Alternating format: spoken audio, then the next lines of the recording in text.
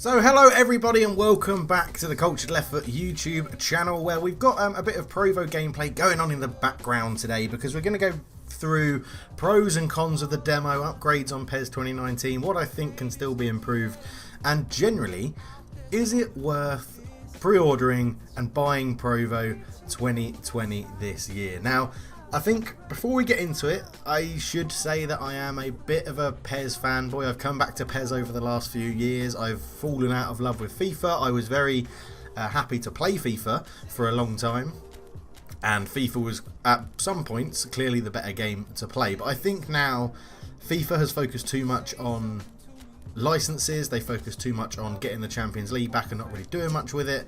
They focused on income through microtransactions as part of Ultimate Team, and I think this year Provo has really upped the game. I think there's a lot of reviews out there already saying that Provo's upped the game. There's a lot of chat about how good Provo has come on in 24 Provo or eFootball PES 2020, which is definitely in the cons column, the name, but generally it's going well. So we can see here in the background we're setting up formations. We're going for a bit of fluid formations in this one to change between what you have when you have the ball and you don't have the ball, which I think is very good. It seems to be, because obviously this is my gameplay where I've played the game, it seems to be that makes a lot of a difference. That's very bad English. It seems to make a big difference in this year's PES that fluid formations seem to be a little bit better. In previous Provos, it was actually a case that fluid formations seemed to hinder you more than help you, because your players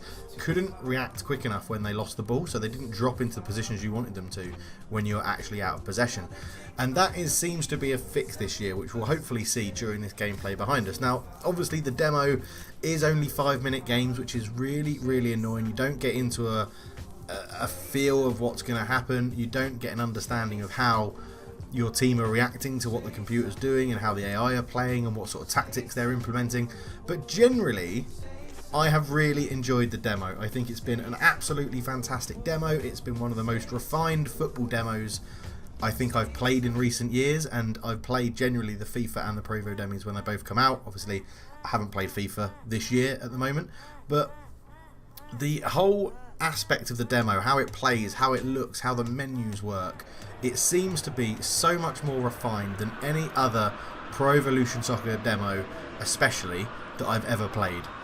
The graphics are absolutely... Let's get into the list. So the pros that I have at the moment, the graphics have come on what appears to be leaps and bounds this year. Now, obviously, in the demo, you get all the teams that have generally all their players, or the majority of all their players, 3D face scan, so that's really going to help. It does, though, generally seem to encapsulate the whole game really well graphically. The fans, even in this little bit here that you can see, the fans look good, the players look good. There's still a few animations that aren't true sort of like to real life, where, you know, the way players moan at the ref and the way the players applaud and come out of the tunnel, and there's not enough different introduction scenes for different games and things like that. It's all very repetitive, but the actual graphics itself, I mean, the Allianz Arena we just saw from the helicopter view looks absolutely brilliant. I do quite like these faces in circles that they've got going on. Whether this will change with the mods that we can use on PC, then I don't know. That could be slightly different. Now, as we get into the actual gameplay here, this is going to be around about a half an hour, 25-minute video, I imagine, but like, as we get going, the one thing that jumps out at me graphically, which is a little bit annoying, is the turf. Now, the turf generally on Provo has always looked pretty rubbish. Generally on PC it can be modded out, or modded for improvement, not modded out I should say, but modded for improvement, and that allows it to generally visually look a lot better. And that is something I think Provo need to work on. It's, from this sort of view, it doesn't look too bad. It looks like you're watching a real game of football. I mean, Man United unable to pass the ball to each other is common with what we saw under quite a lot of last season. But it's generally okay from this view. It's when you have replay cameras and it goes a little bit closer, you struggle to... Or you don't struggle to realise it's real, but you see that it's unbelievably fake, like the turf. I mean, look, it doesn't look the best there.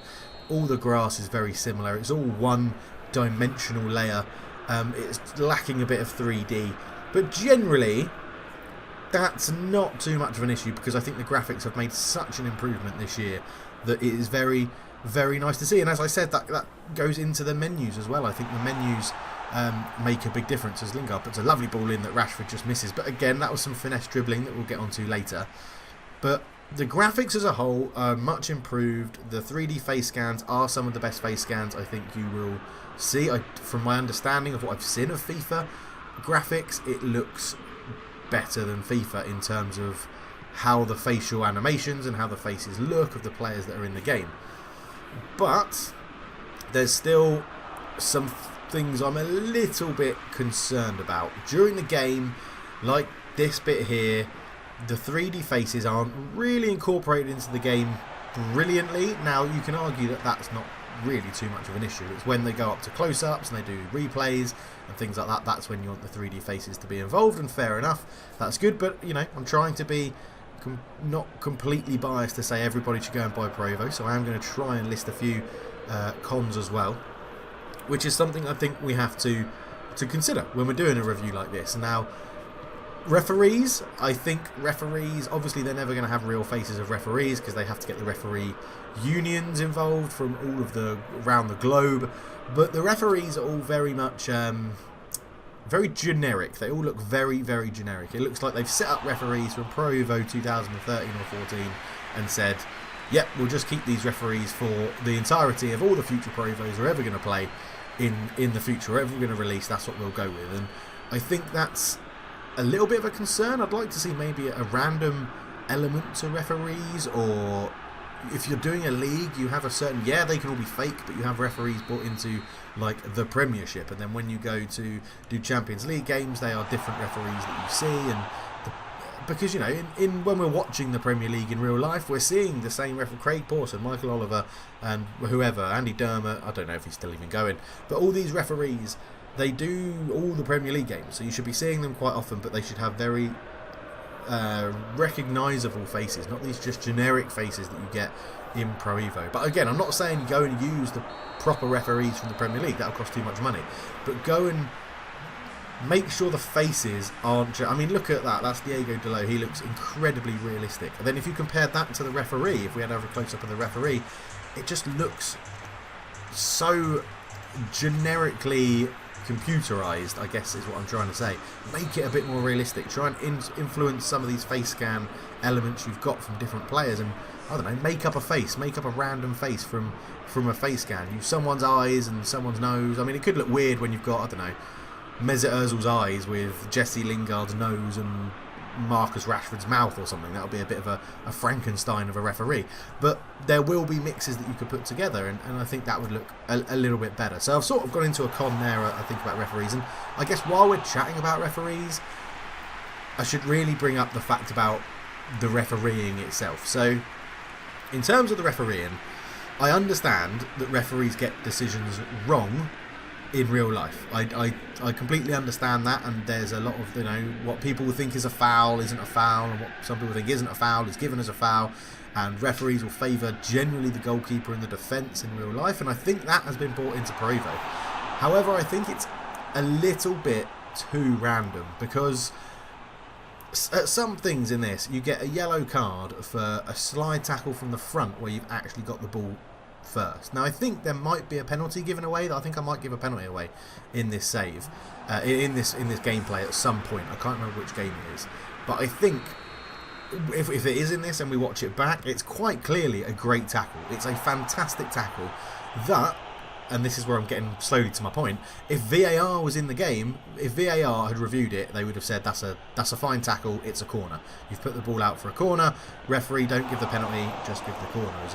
You see here, we'll get onto the AI in a minute, but I think I've got sort of 2 points. One, referees can be inconsistent in the game, but they shouldn't be as inconsistent as they are. There's too many niggly fouls sort of given away. They've added in this physicality that I talked about in the last episode, and the physicality is absolutely great. It's great to see in the game, it's really good. However, they haven't quite countered the physicality with the inconsistency of the referees. So the referees will let some jostling things go. They'll let some what look like bad tackles go. And then you'll have a little bit of a shoulder barge off the ball and they'll call it a foul. And it's just that inconsistencies. I'm not saying I want the referees to be robots where they give the same sort of fouls every single time, but I want there to be that consistency between the added physicality they're trying to bring into Provo this year and then the consistency of the referees to understand that physicality. And that's a bit of a bugbear for me. It's been a bugbear in recent Provos as well. The referees have always been a little bit dodgy, and I think there's always been chat about it's because they're trying to get the inconsistency in the game in real life. So like we see in the Premier League and stuff in real life. But I guess my big point, and I've been going on for this for nearly the whole second half of this game, is how do they keep an inconsistency that actually VAR would rule out in real life? VAR's coming to the Premier League in this season that's about to start. How do they implement that into the game? Now, I'm not saying I want the referee to stop and go to the camera and do the signals and everything like that every single time, but how are they going to rule out these decisions that are actually it's a good tackle, or it's a handball, or handballs are hard to do in computer games, but when it's a good tackle, or it's a bad tackle, or it should be a red card and the referee's given a yellow card and things like that. I mean, it does seem quite hard to get a red card in Provo in the demo from what I've seen. I've flown into some tackles and I've come very late from behind and only got a yellow card. So that's something I think they need to look into as well. But then I can understand why they make it harder to get sent off, because they don't want to completely discourage slide tackling, which is understandable. Slide tackling is part of the game, a lot of players do it.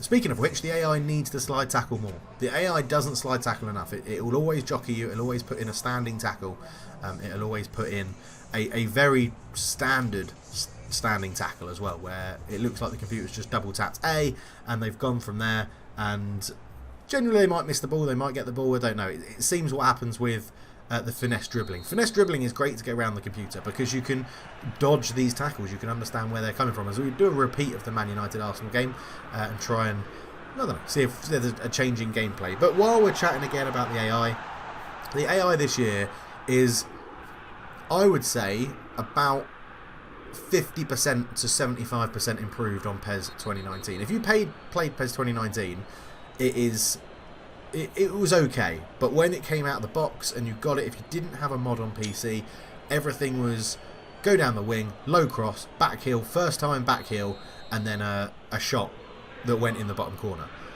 This year, the AI attacks with so many different variations of what they're trying to do. They will go down the wing. If the wing doesn't work, they'll cut back and try and pass through the middle. They'll go over the top. They'll put a high cross in, a low cross in. But most importantly, what I love about the AI this year is they don't do these telepathic back heels in the box. They won't put a pass in the box and then whoever's receiving it will immediately go, oh yeah, I know there's a player there, I'm just going to back heel it, and then he's got an open goal pretty much. There is still problems, like we've literally just seen there with Aubameyang. Why is he not accelerating towards the goal like he would? He would be able to outpace Chris Smalling when he gets around the outside.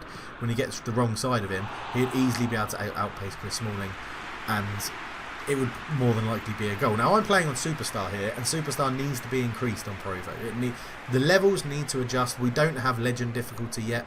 There's always been complaints that Legend in Provo isn't the computer upping its game, it's just the computer cheating.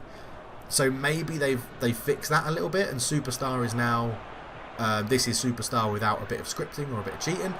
Maybe Legend will be a bit fairer on the human player, or maybe they've just dulled the levels down a little bit because it's a demo and they want people to be able to get used to the gameplay without being put under huge amounts of pressure all the time from the computer on the levels of Superstar and Legend. But other things I like that's good. That was a good physical play there from Bellerin. He got back to Luke Shaw, just nudged him off the ball and took it away, which is really good to see. Now, as I was saying, the AI attacking loads of different variations. Defending could be better. Shooting has been nerfed quite a lot for the AI, which is great to see. Not all their shots will fly in the top corner and the bottom corner. They will put some shots down the middle. They'll put some shots at the goalkeeper. They'll struggle to shoot when they're put under pressure. All this stuff is absolutely brilliant to see.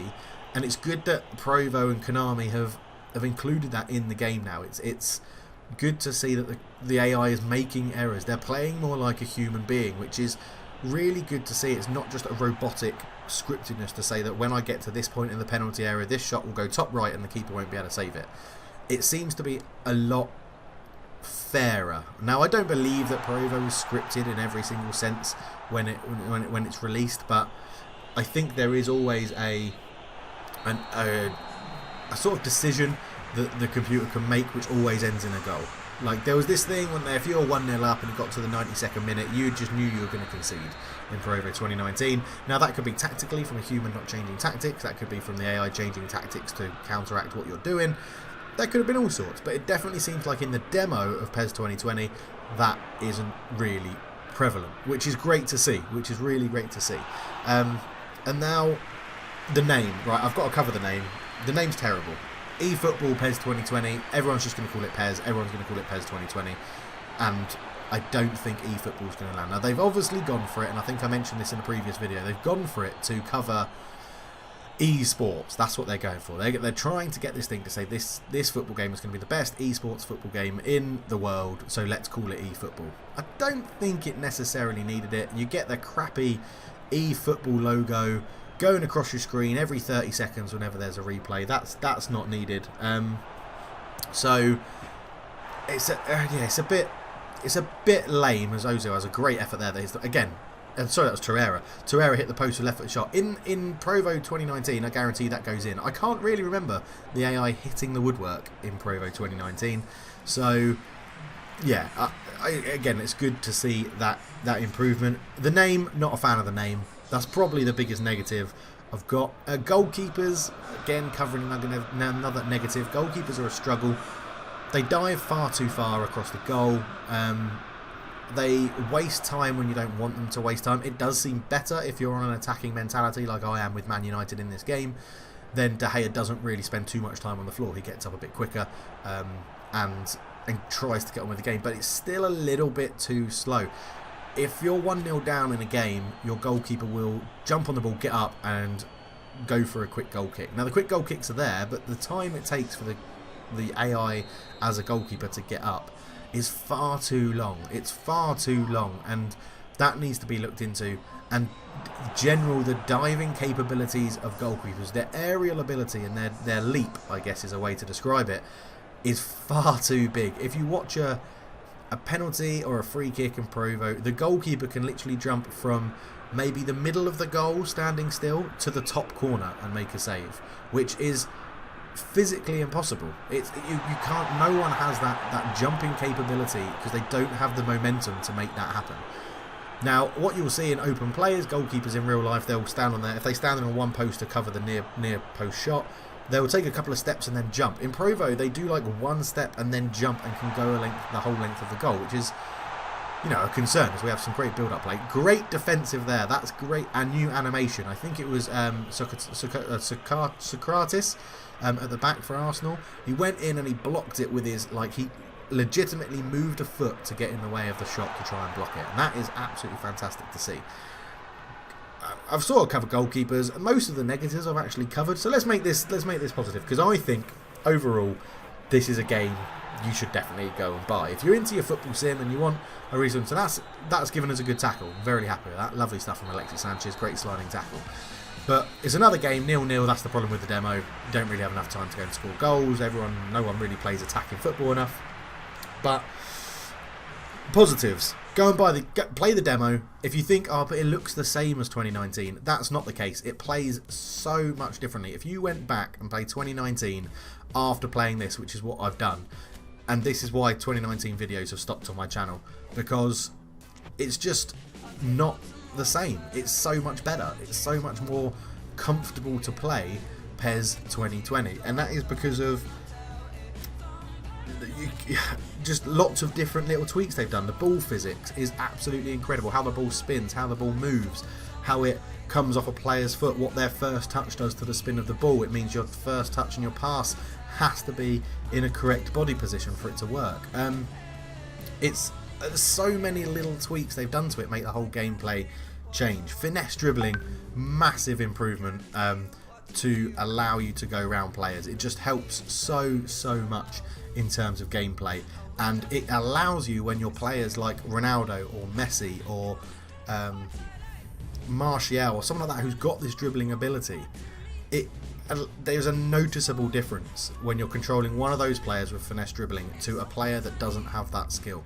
If you took Eric Bailly against Martial when you're on the ball, finesse dribbling with Martial will be 100 times better than it will be with Lindelof, and it makes a huge difference to the game because that's like real life. They're not all going to be dribbling like Messi and Martial and Rashford and people like that. It's going to have different abilities between the players, and that comes out with this new finesse dribbling.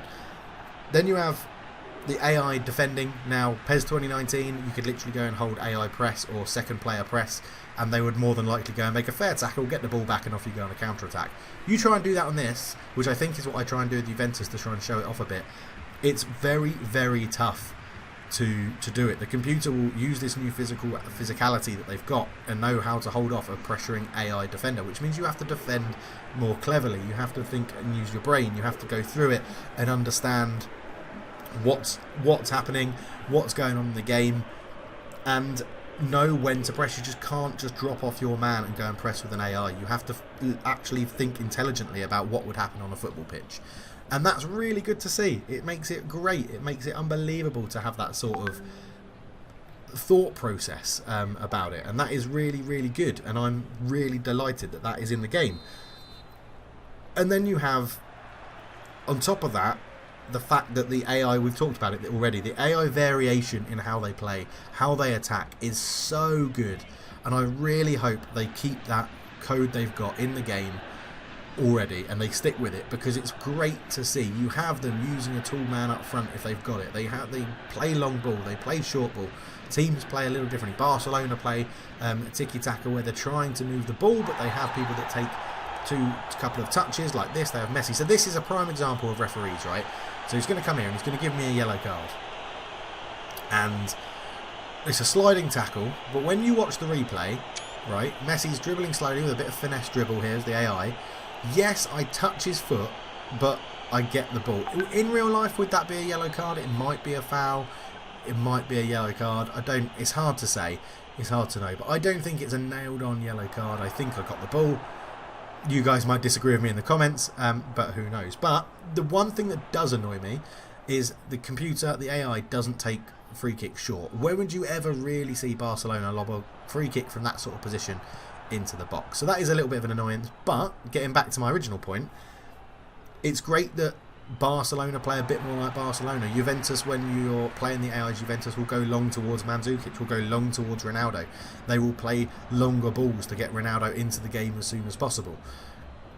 And that's really good to see. It's really, really good to have that. And it's great to see these different AIs and just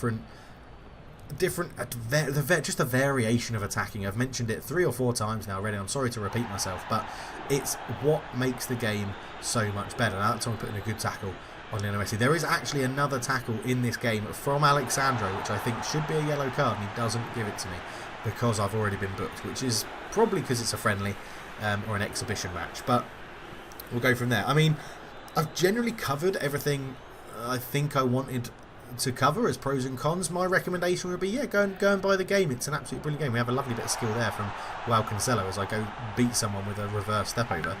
But try the demo. If you're worried that it's the same as PES 2019, don't be. It's a different game. It plays differently. There's things you've got to learn, things you've got to understand, and you have to go through it. As we're just setting up a train corner here now, which I don't do very often. I'm just waiting to see if the AI move at all, but they don't. If you take your time, they literally do just stand there forever in a train. Doesn't quite work out for us. It does come to Alexandra, who we have a shot with. Saved? Yeah, touched away. But it's a much better game than PES 2019. From what I've seen of FIFA, it looks better. It feels like it's going to be more of an actual simulation of a football match. Provo always got lambasted back in the early days of it coming out, ISS to Provo and things, that it was too arcadey. It was too Asian, to use a term for arcadiness. There was a lot of editing you could do, but none of it was very useful, and FIFA was the real simulation of football.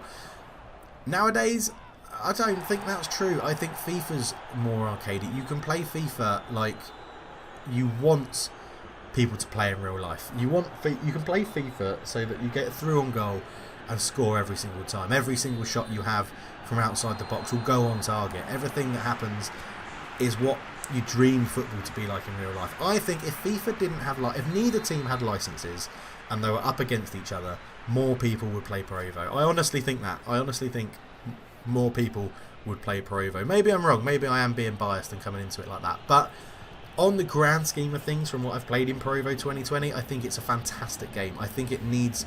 They don't change the pace. Don't change the pace of the game. Don't change the AI variation of attacking.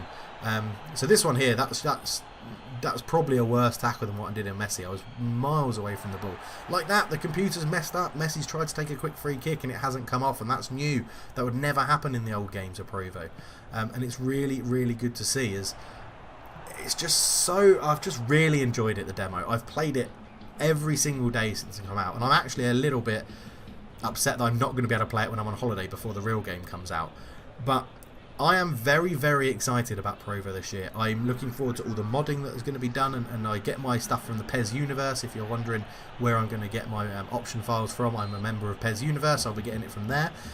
And it's just very, very nice. If you're playing it and you're struggling, there's tutorials from the likes of the True Brits, Spoony Pizzas, do all the tutorials about defending and attacking, and there's so much help out there. It's really, really good to see. So we're going to end this preview here of pros and cons. Go and try the demo. I'm going to pre-order it. I think you should too if you enjoy the demo. But we're going to let this play out, and that's me done. We'll let this game play out. I think there might be... this is the last game. But thank you so much for watching. Please leave a like, leave a comment, subscribe if you're new and you want to see more Pro Evo 2020 content. But for now, I'm out. Cheers.